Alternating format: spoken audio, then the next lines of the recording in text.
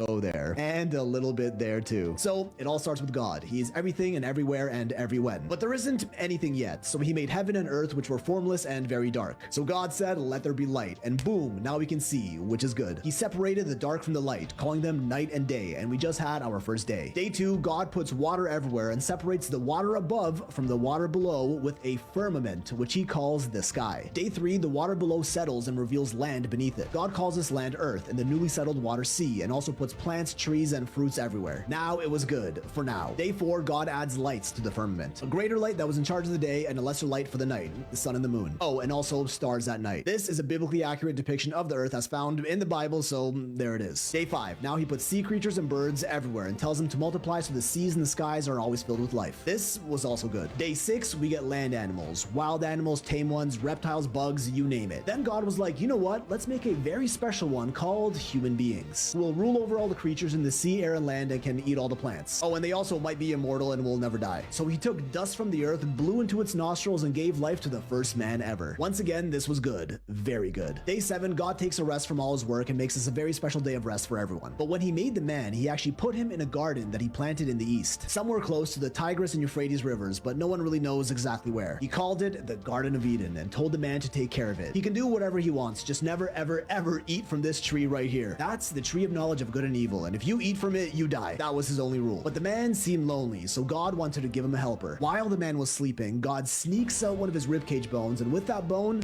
he makes a woman. And they were both naked and totally chill about it. Now in the garden, there was a snake who could talk, and was also a sword of the devil. It was a cunning snake that tricks the woman into eating a fruit from the forbidden tree by telling her it'll give her special god powers. She also picks another fruit from it, gives it to the man, and he eats it too. All of a sudden, they both got super self-conscious about being naked, so they made clothes out of fig leaves and hid from God when he came around. God was all like, hey, why y'all hiding? And the man says, I don't know, I just feel kind of weird being naked around you now. Now God's all like, whoa, how do you know what naked means? Did you eat from that tree I told you not to eat from? The man admits, yeah, I did, but she made me do it. And the woman's like, okay, my bad, that snake tricked me. So we have the first sin of mankind, which is bad, and thus started God's quest to save humanity from sin. He punishes the woman by making giving birth super painful for the rest of eternity, and also tells them they're not immortal anymore and will now die from old age. Turns out the man's name is Adam, and he names his wife Eve. God makes them both clothes and kicks them out of the Garden of Eden for disobeying him. And the first thing Adam and Eve do after getting banished is make babies. She gives birth and calls the first one Cain and the second one Abel, two brothers. God liked Abel more because he was more loyal to him, but he told Cain not to get jealous or anything like that. So naturally, Cain tells Abel to follow him into a field and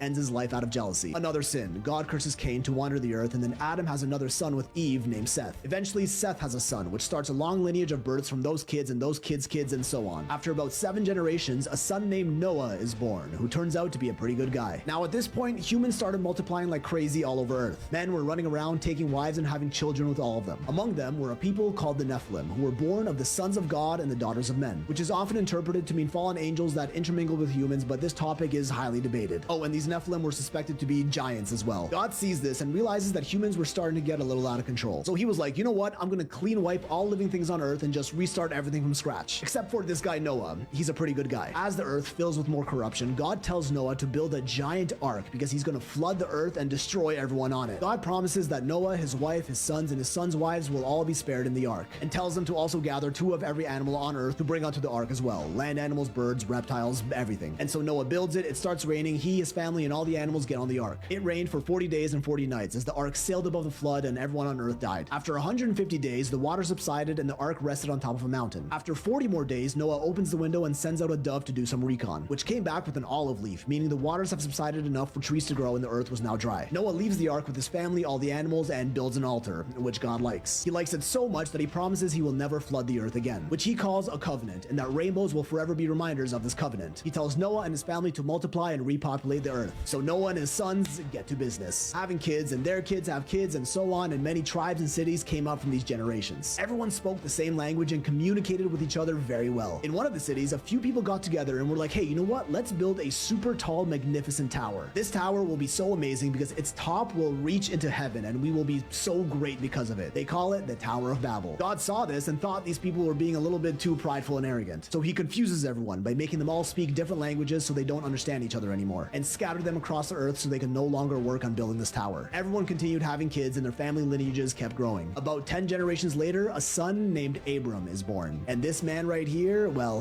he was the beginning of everything else.